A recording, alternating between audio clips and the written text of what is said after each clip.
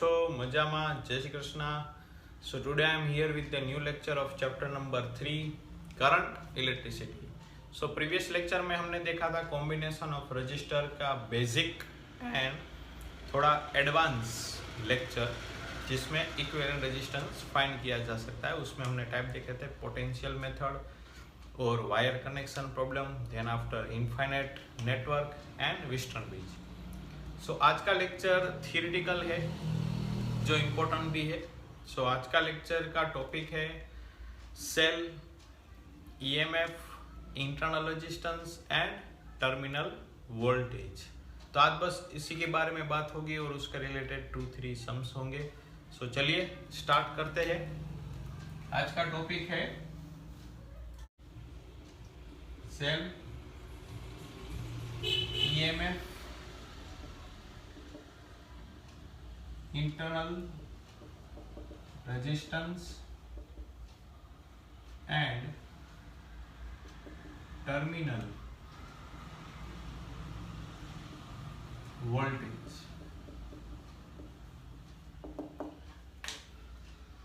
सो start करते हैं. First of all cell से. सेल को दूसरा वर्ड भी बैटरी भी कहा जा सकता है. So first cell, alternate battery. उसका सिंबल इस तरह होता है, एक टर्मिनल बड़ा, एक टर्मिनल छोटा. जो बड़ा टर्मिनल है उसे कहते हैं पॉजिटिव, जो छोटा टर्मिनल है उसे कहते हैं नेगेटिव. यहाँ से करंट पास होता है और यहाँ से एंटर होता है, यहाँ से एग्जिट होता है, यहाँ से एंटर होता है. अब सेल के साथ हम कोई भी इक्विपमेंट कनेक्ट कर सकते हैं. अगर रेजिस्टेंस कनेक्ट करेंगे, फिर बल्ब भी कनेक्ट कर सकते हैं, कोई भी इक्विपमेंट कनेक्ट कर सकते हैं. जैसे कि अगर मैं यहाँ पे कनेक्ट कर दूं बल्ब,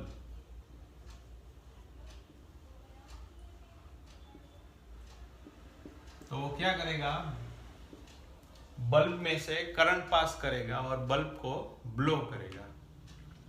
हर एक के पास रेजिस्टेंस भी होता है, इसलिए आप अगर इस सर्किट को इस तरह भी ड्रॉ करेंगे तो भी चलेगा.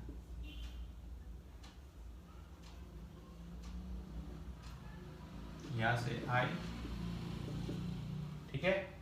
पर आपको याद रखना है, सेल इलेक्ट्रॉन प्रोवाइड नहीं करता. सेल क्या प्रोवाइड करता है? सेल इलेक्ट्रिकल एनर्जी प्रोवाइड करती है जिससे बल्ब ब्लो हो सके. ठीक है, तो आपको याद रखना है cell provide electrical energy to all the equipment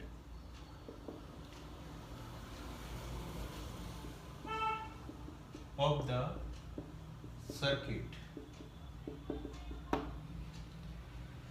दूसरा, cell does not provide electrons. वो सिर्फ क्या करता है? इलेक्ट्रिकल एनर्जी प्रोवाइड करता है. और इलेक्ट्रिक एनर्जी कैसे प्रोवाइड होती है? तो वो सेल मेंटेन पोटेंशियल डिफरेंस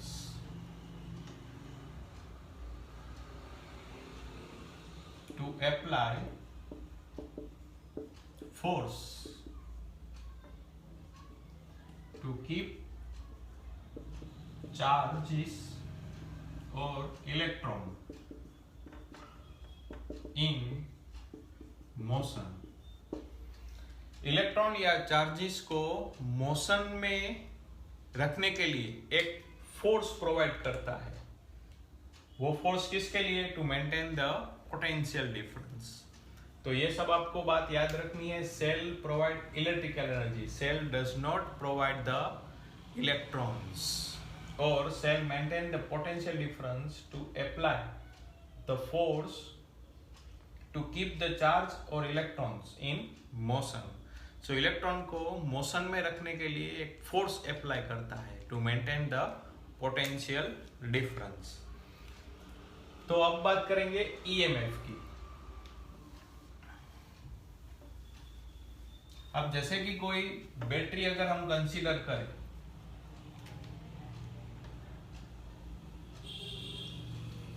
ये एक बैटरी में आपको पता है एक इलेक्ट्रोलाइट केमिकल भरा जाता है। इलेक्ट्रोलाइट केमिकल वो क्या होता है? वो कंडक्टिंग मटेरियल होता है। अब इसमें एक पॉजिटिव टर्मिनल और एक नेगेटिव टर्मिनल।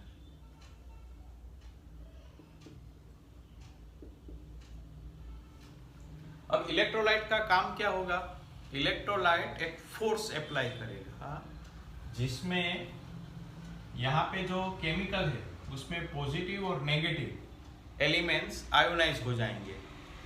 जैसे ही आयोनाइज हो जाएंगे तो पॉजिटिव टर्मिनल को पॉजिटिव साइड की तरफ और नेगेटिव टर्मिनल को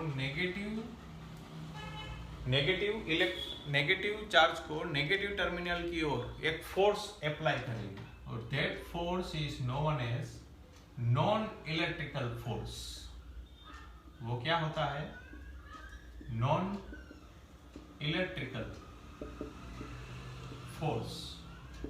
क्योंकि इलेक्ट्रिक फोर्स तो क्या काम करेगा? पॉजिटिव को नेगेटिव टर्मिनल की ओर और नेगेटिव को पॉजिटिव टर्मिनल की तरफ फोर्स लगेगा। लेकिन ये क्या है? Non electrical force. और इसे आप बैटरी फोर्स भी कह सकते हैं। उसका काम क्या होगा? वो पॉजिटिव चार्ज को पॉजिटिव टर्मिनल की ओर और नेगेटिव चार्ज को नेगेटिव टर्मिनल की ओर फोर्स अप्लाई करेगा। जैसे ही यहाँ पॉजिटिव टर्मिनल पे पॉजिटिव चार्ज अक्यूमुलेट हो जाएगा और नेगेटिव टर्मिनल पे नेगेटिव चार्ज अक्यूमुलेट हो जाएगा, तो क्या हो जाएगा? यहाँ पे पोटेंशियल डिफरेंस क्रिएट होगा। और जैसे ही पोटेंशियल डिफरेंस क्रिएट होगा तो एक इलेक्ट्रिकल फोर्स लगेगा। और इलेक्ट्रिकल फोर्स क्या करेगा? वो पॉजिटिव को नेगेटिव की ओर और नेगेटिव को पॉजिटिव की ओर अट्रैक्ट करेगा। तब ये दोनों फोर्स के बीच में एक झगड़ा चलेगा। ये झगड़ा तब तक चलेगा जब तक कि नॉन इलेक्ट्रिकल फोर्स और इलेक्ट्रिकल फोर्स सेम ना हो जाए।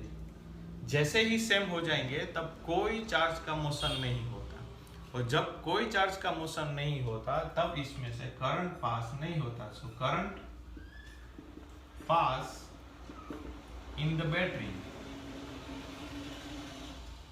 इज 0। तो इसमें से तो करंट पास नहीं होगा तो बैटरी किस तरह से काम करती होगी? सो बैटरी का जो मैकेनिज्म है वो यहाँ बीच में ही काम करता है। जैसे कि कोई नेगेटिव चार्ज है, उसको एनर्जी प्रोवाइड करके वो किस तरफ ले जाता है? Towards the positive terminal. Negative को एनर्जी प्रोवाइड करके वो नेगेटिव टर्मिनल से पॉजिटिव टर्मिनल को ले जाएगा, तभी तो सर्किट पूरी होगी। जैसे कि मैं यहाँ पे एक्सटर्नल रेजिस्टेंस कनेक्ट कर दूं, अब ये इलेक्ट्रॉन यहां से जाएगा, ये पॉजिटिव टर्मिनल, फिर यहां से घूम के इस तरफ से वापस इधर आ जाएगा, complete.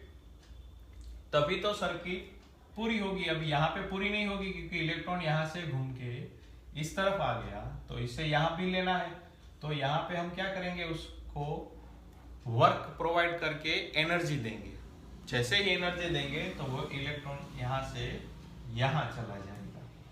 So that energy is given by EMF that known as electromotive force, complete.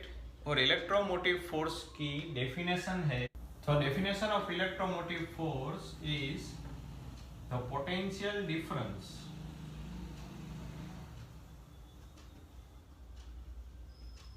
between two terminal electrodes when no current pass through it, it is called EMF, electromotive force. अब जरा वापस थोड़ा डिटेल में पढ़ ले। जैसे कि हमने पढ़ा कि अगर कोई बैटरी, उसमें क्या होता है, इलेक्ट्रोलाइट केमिकल होता है, वो क्या होता है, कंडक्टिंग मटेरियल होता है। अब जैसे कि यहाँ पे पॉजिटिव टर्मिनल है, यहाँ पे नेगेटिव टर्मिनल है, कंप्लीट। अब इलेक्ट्रोलाइट केमिकल क्या करेंगे, वो पॉजिटिव चार्ज को पॉजिटिव टर्मिनल की ओर और नेगेटिव चार्ज को नेगेटिव टर्मिनल की तरफ फोर्स अप्लाई करेगा। वो फोर्स क्या होगा, वो इलेक्ट्रिक चार्ज के लिए नहीं है, इसे हम बोलेंगे non electrical force. Non electrical force क्या काम करता है, वो पॉजिटिव चार्ज को पॉजिटिव टर्मिनल की ओर और नेगेटिव चार्ज को नेगेटिव टर्मिनल की ओर फोर्स अप्लाई करेगा। जैसे ही फोर्स अप्लाई करता रहेगा वैसे ही पॉजिटिव टर्मिनल पे पॉजिटिव चार्ज अक्यूमुलेट हो जाएगा, नेगेटिव टर्मिनल पे नेगेटिव चार्ज अक्यूमुलेट हो जाएगा। जैसे ही ये अक्यूमुलेट बढ़ता जाएगा तब पोटेंशियल डिफरेंस क्रिएट हो जाएगा। अब पोटेंशियल डिफरेंस क्या करेगा, वो पॉजिटिव चार्ज को नेगेटिव टर्मिनल की ओर और नेगेटिव चार्ज को पॉजिटिव टर्मिनल की ओर फोर्स अप्लाई करेगा। वो होता है इलेक्ट्रिकल फोर्स। इलेक्ट्रिकल फोर्स का काम क्या है, पॉजिटिव को नेगेटिव की ओर और नेगेटिव को पॉजिटिव की ओर फोर्स अप्लाई करना है। अब ये दोनों फोर्स कब तक झगड़ते रहेंगे, जब तक कि दोनों फोर्स इक्वल ना हो जाए। Fn is equal to Ap। जब ये दोनों फोर्स इक्वल हो जाएंगे तब कोई चार्ज का मोशन नहीं होगा या मूवमेंट नहीं होगा। अब चार्ज का मूवमेंट नहीं होगा तो करंट पास नहीं होगा, तो उसे हम उस कंडीशन में कोई भी करंट पास नहीं होगा, उसे हम कहते हैं open circuit condition. Open circuit condition. Open circuit condition में कोई करंट पास नहीं होता, और जब कोई करंट पास नहीं होता और when there is a potential between the two terminal is known as EMF. Complete? It is called EMF. EMF electromotive force, और उसकी डेफिनेशन क्या है, the potential difference between the two terminal और electrodes when no current pass through it और open circuit condition. अब क्या होता है, EMF में एक फोर्स अप्लाई होता है। जैसे कि हमें पता है कि अगर हम एक एक्सटर्नल रेजिस्टेंस कनेक्ट कर दे तो इलेक्ट्रॉन्स को पास होने का रास्ता मिल जाएगा, क्योंकि यहाँ से तो पास नहीं होगा, क्योंकि यहाँ पे नॉन इलेक्ट्रिकल फोर्स क्या है करता होगा, वो नेगेटिव को नेगेटिव टर्मिनल और पॉजिटिव को पॉजिटिव टर्मिनल के लिए फोर्स अप्लाई करते रहेगा। अब क्या होगा, जैसे ही हमने एक्सटर्नल सर्किट कनेक्ट कर दी तब यहाँ से positive to negative current pass होगा, और हमें पता है इलेक्ट्रॉन नेगेटिव टू पॉजिटिव होता है। जैसे कि यहाँ पे तो हम जा नहीं सकते, तो ये पॉजिटिव क्या करेगा, इस रास्ते से जाके यहाँ पे मिल जाएगा, और ये इलेक्ट्रॉन इस रास्ते से जाके यहाँ पे मिलेगा। लेकिन ये रास्ते से जाने से पूरी एनर्जी है वो क्या हो जाएगी, यूज हो जाएगी। अब एनर्जी कहाँ से मिलेगी, यहाँ से। यहाँ पे इलेक्ट्रोलाइट क्या करेगा, इलेक्ट्रॉन के बैग में और उसके पॉकेट में एनर्जी डाल देगा। जैसे ही एनर्जी डाल देगा, जैसे कि ये इलेक्ट्रॉन यहाँ से घूम के यहाँ पे पहुंचा तो उसकी एनर्जी क्या हो गई, 0। फिर ये इलेक्ट्रोलाइट उसको एनर्जी देके यहाँ से यहाँ लेकर आएगा, ठीक है। उसी तरह ये पॉजिटिव आयन है, इस तरफ करंट पास होगा। अब जैसे कि यहाँ पे पहुंच गया तो उसकी तो एनर्जी 0 हो जाएगी, क्योंकि रेजिस्टेंस बीच में है, रेजिस्टेंस से उसकी एनर्जी 0 हो जाएगी। फिर यहाँ से उसको एनर्जी मिलेगी और यहाँ से वो यहाँ पे पहुंचेगा। आप बोलोगे सर यहाँ पे पहुंचाने का काम क्या, तब भी तो सर्किट कंप्लीट होगी, और सर्किट कंप्लीट होती है तब करंट पास होता है। जब सर्किट कंप्लीट नहीं होगी, जैसे कि मैं यहाँ पे ऐसे कर दूं, स्विच यहाँ पे की रख दूं, तो ये हो गई ओपन सर्किट कंडीशन। इसमें करंट ही पास नहीं होगा क्योंकि सर्किट ओपन है। अब जैसे कि मैं इसको कनेक्ट कर दूं तो ये सर्किट क्लोज हो गई और करंट पास हो गया, तो यहां से उसको एनर्जी प्रोवाइड होती है। तो उसकी अनदर डेफिनेशन ये भी बोल सकते हैं, that a work done to move a unit positive charge to negative terminal से positive terminal, negative terminal to positive terminal, that energy gained by the charge is known as EMF. Again, in the cell, when work done to move a positive charge from negative terminal to positive terminal, the energy gained by the unit positive charge is known as EMF. Complete? So EMF का unit हो सकता है work done to move unit positive charge, so joule per coulomb, और another unit है volt. और इसका हम equation भी बना सकते हैं, यहाँ पे पॉजिटिव पोटेंशियल, यहाँ पे negative potential. So EMF is equal to, ये पॉजिटिव ऑलरेडी है, negative negative terminal, so EMF V plus plus V minus. So EMF का काम क्या होगा, वो चार्ज को एनर्जी प्रोवाइड करेगा टू कंप्लीट द सर्किट। अब आप याद रखना, आप बोलेंगे सर ईएमएफ और वोल्ट का पोटेंशियल डिफरेंस का यूनिट भी वोल्ट है, तो दोनों में डिफरेंस क्या है? सो ईएमएफ क्या है, जब no current pass through the circuit. जैसे कि मैं एक एग्जांपल दूं कि अगर आपने कोई दुकान से सेल लिया रिमोट का, तो अगर अभी तक वो किसी सर्किट के साथ कनेक्ट नहीं है, तो उसमें लिखा होगा 1.5 वोल्ट, तो वो होता है उसका ईएमएफ। जैसे ही आप उसको रिमोट में कनेक्ट कर देंगे, तो वो उसका दो एंड के बीच में क्या हो जाएगा, पोटेंशियल डिफरेंस, तब ईएमएफ नहीं रहता। ईएमएफ कब तक रहेगा, जब तक कि सर्किट में करंट पास ना हो। जैसे ही करंट पास होएगा सर्किट में, तो वो दोनों टर्मिनल के बीच का क्या हो जाएगा, पोटेंशियल डिफरेंस। कंप्लीट? तो ये बात है ईएमएफ की। अब दूसरी बात, इंटरनल रेजिस्टेंस।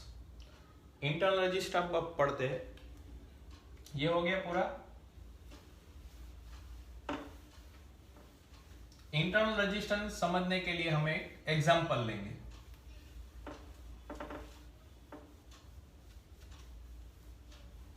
अब हम इंटरनल रेजिस्टेंस समझेंगे, उसके लिए एक एग्जांपल। यहाँ पे 12 वोल्ट का सेल है, यहाँ पे 4 ओम रेजिस्टेंस, यहाँ पे करंट को मेजर के लिए एमीटर और वोल्टेज को मेजर के लिए वोल्टमीटर। ये आपको पता ही होगा, यहाँ पे 12 वोल्ट।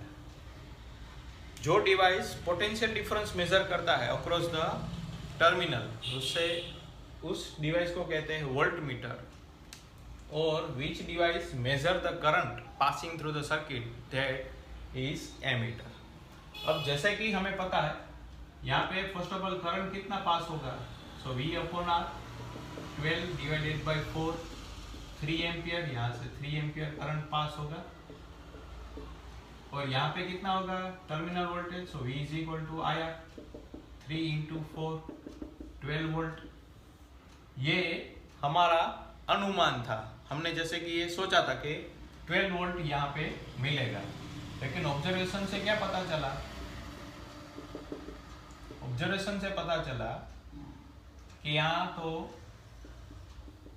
2 एम्पियर करंट पास हो रहा है।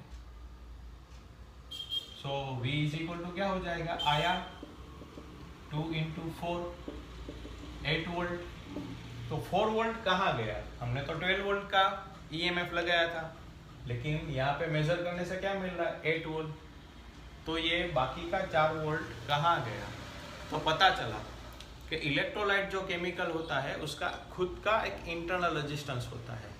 सो इंटरनल रेजिस्टेंस में कुछ करंट वो खुद क्या हो जाएगा, अपने आप में ड्रॉप कर लेगा। जैसे कि internal resistance,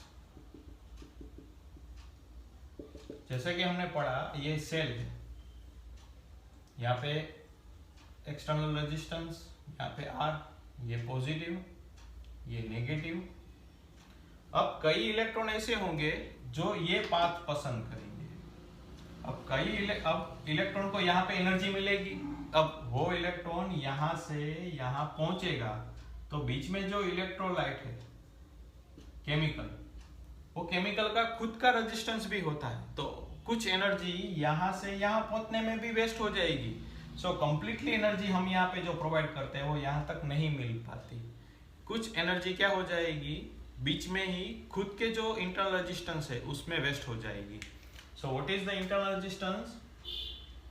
it is obstruction provide to the path of current by the material of electrolyte। कुछ इंटरनल और सबका कुछ ना कुछ तो इंटरनल रेजिस्टेंस होता ही है।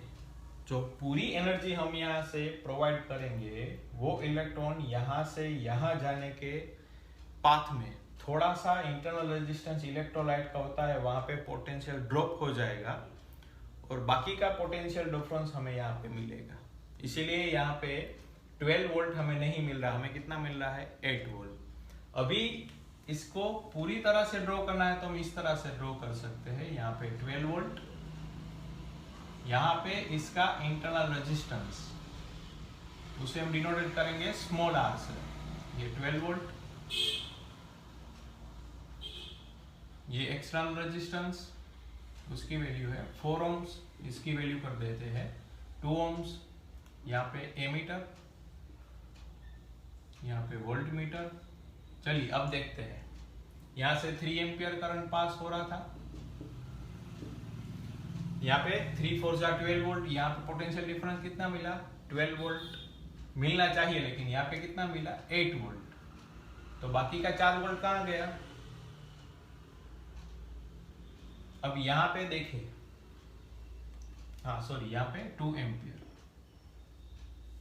तो 2 4 8 वोल्ट और 2 2 4 वोल्ट। देखिए 8 और 4 हो गया 12 वोल्ट। इट मींस 4 वोल्ट कहाँ पे ड्रॉप हो रहा है? उसका इंटरनल रेजिस्टेंस में ही 4 वोल्ट ड्रॉप हो रहा है। तो अगर हम, ये पूरी कहानी थी इंटरनल रेजिस्टेंस की कंप्लीट। अगर हमें टर्मिनल वोल्टेज डिराइव करना है तो वो इस तरह कर सकते हैं।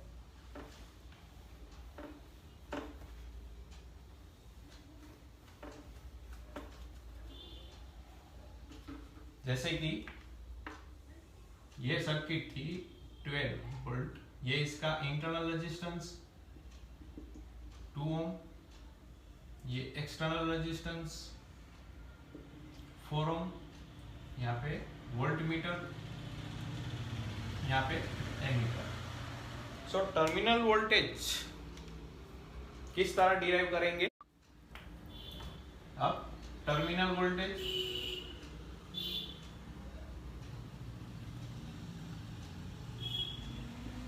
उसे कई बार टीवी भी बोला जाता है। The terminal voltage it is the potential difference across the terminal of cell. तो ये पूरा हो गया सेल, ये सेल की वैल्यू और उसका इंटरनल रेजिस्टेंस। अब जैसे कि हमें पता चल गया कि यहाँ पे 2 एम्पियर करंट पास हो रहा है, यहाँ पे 8 वोल्ट, यहाँ पे 2 ampere. So potential difference across the cell, तो ये हो गया पूरा सेल। तो यहाँ पे पोटेंशियल डिफरेंस कितना होगा? 8 वोल्ट। तो टर्मिनल वोल्टेज हम इस तरह डिराइव कर सकते हैं, terminal voltage is equal to EMF minus potential drop due to internal resistance. So potential difference across the cell कितना है? 8 वोल्ट, क्योंकि यहाँ पे सेल हो गया तो ये दोनों टर्मिनल हो जाएंगे across the cell. 8 volt. EMF कितना है जब करंट पास नहीं होता? 12 volt minus potential difference due to the internal resistance. अब यहाँ पे पोटेंशियल डिफरेंस किस तरह लिख सकते हैं, 2 ampere into 2 ohm, so 8 volt is equal to 12 volt minus 4 volt हो गया। तो इसे हम इस तरह लिख सकते हैं, potential difference that is terminal it is denoted by capital V, EMF E, और ये हो गया IR। So V is equal to E minus IR, that is terminal voltage, ये हो गया EMF, current, internal resistance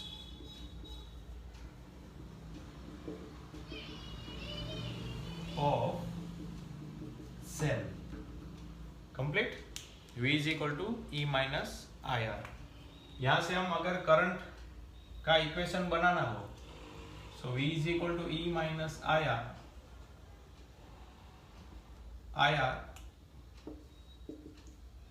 E minus V, so I is equal to E minus V upon small r।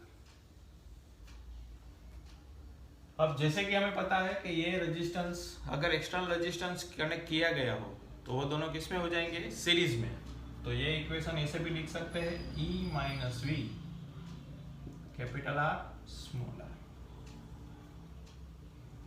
Complete. ये equation हम derive भी कर सकते हैं, अभी मैं कर देता हूं, ये नोट कर लिया।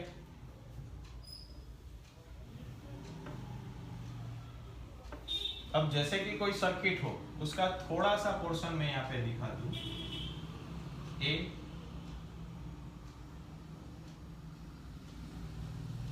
यहाँ पे B, ये R। अब यहां से करंट पास होके इस तरफ आ रहा है, सो यहाँ पे करंट, ये नेगेटिव, ये पॉजिटिव। सो हमें पता है current pass always from higher potential to lower potential, so potential at B अब हायर टू लोअर जा रहा है तो पोटेंशियल ड्रॉप होगा, इट मींस उसकी वैल्यू डिक्रीज होगी, सो माइनस IR। अब यहाँ पे करंट पहुंच गया, अब सेल क्या है, lower to higher, so potential कितना होगा, बढ़ जाएगा। तो यहाँ पे EMF की वैल्यू बढ़ जाएगी, सो प्लस, और ये पूरा किसके बराबर है, so potential at point A। अब इसको लिख दे, यहाँ पे लिखे VA minus VB is equal to E minus IR। तो इसे हम लिख सकते हैं terminal voltage V, E minus यहाँ पे स्मॉल r है, आया, हो गया प्रूफ। अब कहीं पे, अब आपको पूछा जाए कहीं पे चार्जिंग, क्योंकि जैसे ही यूज होता जाएगा सेल की एनर्जी तो डिक्रीज होती जाएगी, फिर इसे चार्जिंग किस तरह किया जाता है, कंप्लीट, तो वो देखते हैं। ये पूरा टॉपिक हो गया।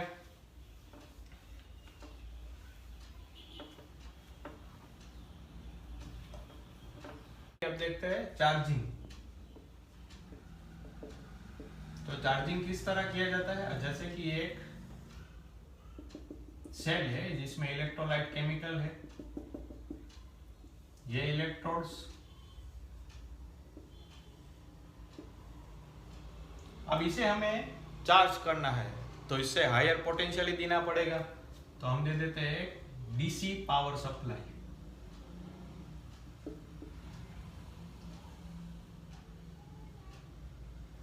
ये उसका एक्सटर्नल रेजिस्टेंस R। तो जो DC पावर जो भी एनर्जी देगा, टोटल एनर्जी, वो किस में यूज होती है वो पूरा देखेंगे। जैसे कि total energy W is equal to VQ, ये हम पढ़ चुके हैं सेकंड चैप्टर में। सो हम लिखेंगे V, और यहाँ पे तो चार्ज नहीं है, करंट है, Q is equal to IT। वो पूरी एनर्जी पहले तो किस में जाएगी, EMF, जो उसका एक्चुअल EMF है वो चार्ज करने में, सो EIT। देन करंट यहां से पास होगा तो एक्सटर्नल रेजिस्टेंस है, उसमें हीट एनर्जी प्रोड्यूस होगी, वो कितनी होगी, I² RT। और यहाँ पे जो इंटरनल रेजिस्टेंस है उसमें भी थोड़ी एनर्जी वेस्ट हो जाएगी, तो वो है I स्क्वायर स्मॉल r2। ये एक्सटर्नल रेजिस्टेंस, ये इंटरनल रेजिस्टेंस, तो IT सो V कट हो जाएगा, V यहाँ से E यहाँ आया, ये आया, so V is equal to E I capital R plus small r, so I को सब्जेक्ट बनाएंगे V minus E capital R plus small r। Complete. यहाँ पे याद रखना V की वैल्यू E से ज्यादा है। वो जो इक्वेशन था टर्मिनल वोल्टेज का, जैसे कि हमने पढ़ा था V is equal to E minus I, अगर एक्सटर्नल रेजिस्टेंस है तो हम इस तरह भी लिख सकते हैं I capital R small r, तो यहाँ पे E minus V capital R small r। अब इसमें आपको याद रखना है ये डीसी कनेक्शन है तो उसका पोटेंशियल तो ज्यादा ही होगा ईएमएफ से, क्योंकि हमें चार्ज करना है। और यहाँ पे पोटेंशियल डिफरेंस जो V है वो क्या है, अक्रॉस द ईएमएफ। ठीक है, तो ये दोनों इक्वेशन आपको याद रखना है। जब चार्जिंग हो तब ये इक्वेशन का यूज करना है, और जब डिस्चार्ज हो रहा हो तब ये इक्वेशन का यूज करना पड़ेगा। ठीक है, अब आपको लगे सब पता कैसे चलेगा चार्जिंग हो रहा है या डिस्चार्जिंग हो रहा है, तो आपको याद रखना है when current leave the cell from positive terminal and enter the negative terminal, so we can say that the cell is discharging, वो डिस्चार्ज हो रहा है। और when current leave the cell from negative terminal to positive terminal, then we can say it's charge। Complete. ये भी आपको पता चल जाएगा डिस्चार्ज हो रहा है तब positive to negative current pass होता है, और जब चार्जिंग होता है तो नेगेटिव से पॉजिटिव करंट पास होता है। जब अब इसके रिलेटेड हम सम्स देख ले। चलिए, एनसीईआरटी में बैक साइड में जो एक्सरसाइज है उसमें 3.1 एंड 3.2 ये दोनों सम टर्मिनल वोल्टेज पे डिपेंडेड है, टर्मिनल वोल्टेज इंटरनल रेजिस्टेंस दोनों पे। तो storage battery of A car has an EMF of 12 volt, EMF दिया गया है 12 volt. If internal resistance of the battery is 0.4 ohm, 0.4 ohm, what is the maximum current that can be drawn from battery? अब आपको याद रखना है maximum current कब पास होगा, जब एक्सटर्नल रेजिस्टेंस हम जीरो ले लेंगे। इंटरनल तो हम जीरो नहीं ले सकते क्योंकि इंटरनल एनर्जी कभी भी जीरो नहीं होगा। सेल का, इलेक्ट्रोलाइट का कुछ ना कुछ तो रेजिस्टेंस होगा ही इंटरनल। सो हम एक्सटर्नल रेजिस्टेंस जीरो ले लेते, so E I is equal to E upon capital R small R. हमें मैक्सिमम करंट चाहिए, so E upon small R, क्योंकि कैपिटल आर की वैल्यू हम क्या ले लेंगे जीरो। यहाँ पे एक्सटर्नल बैटरी या पोटेंशियल डिफरेंस की तो बात ही नहीं हो रही, तो कैपिटल यो वी तो आएगा ही नहीं, V is equal to zero. Complete. So हमें मैक्सिमम करंट पास करना है तो E की वैल्यू हो गई 12, ये 0.4, so 12 4 divided by 10, 12 into 10 divided by 4, 4 3 is 12, 30 ampere. Maximum कितना करंट पास होगा 30 एम्पियर। अब दूसरा, अब battery of 10 volt, so battery का वोल्टेज दिया गया है 10 volt, so that is EMF internal resistance 3 ohm is connected to resistor if the current is 0.5 ampere, then what is the resistance of the resistor? तो हमें R find करना है।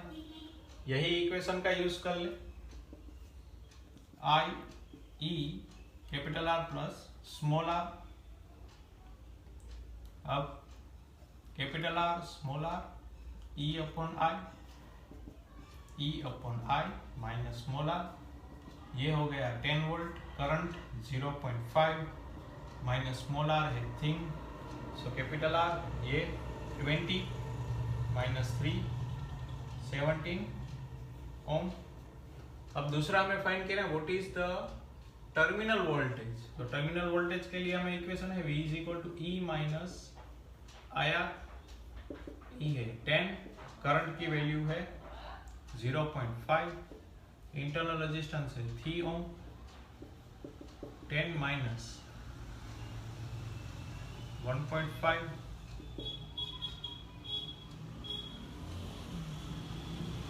8.5 volt.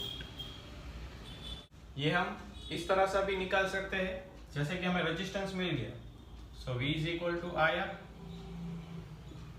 आई की value है 0.5, रेजिस्टेंस है 17, 8.5 वोल्ट। कंप्लीट। सो बस आज का लेक्चर यहाँ तक ही। पढ़ते रहिए, हंसते रहिए, अपना परिवार का ख्याल रखिए। जय श्री कृष्ण।